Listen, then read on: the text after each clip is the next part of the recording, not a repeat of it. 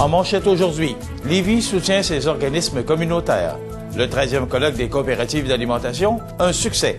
Et en ville sans ma voiture, à Lévis.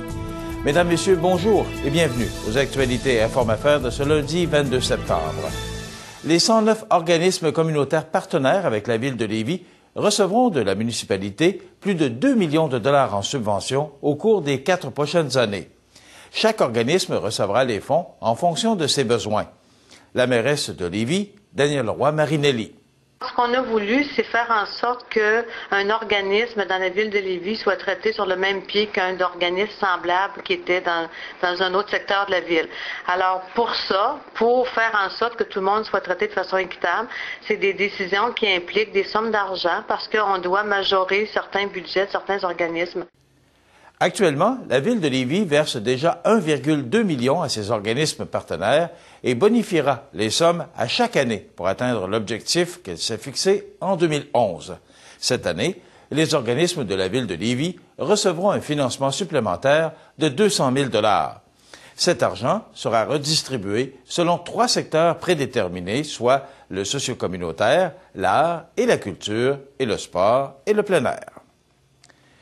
Plus de 130 représentants des coopératives d'alimentation de tout le Québec se sont réunis à Montmagny récemment dans le cadre du 13e colloque des coopératives d'alimentation du Québec. Lors de l'événement, les participants ont pu assister à de nombreuses conférences sur les façons d'augmenter la présence des produits québécois sur les tablettes et dans le panier du consommateur.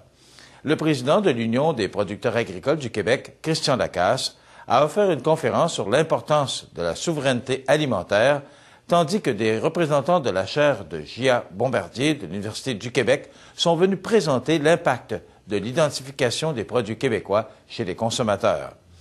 Les participants au colloque ont ratifié l'engagement de Montmagny qui prévoit que les conseils d'administration des coopératives mettront en place des plans d'action pour affermir l'offre de produits locaux.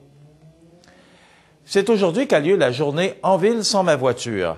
La ville de Lévis participe à cet événement qui encourage les automobilistes à privilégier des modes de transport alternatifs comme le vélo ou l'autobus pour se rendre à l'école ou au travail. Par ailleurs, les initiatives pour inciter les particuliers à laisser leur voiture chez eux se multiplient. Via Rail offre des tarifs réduits. L'Université Laval distribue gratuitement des billets du réseau de transport de la capitale et chez nous, la Société de transport de Lévis réduit son tarif régulier de 41 % en offrant les passages à 2 $ pour aujourd'hui. Alors voilà ce qui termine nos actualités Inform-Affaires de ce lundi 22 septembre. Passez une bonne journée.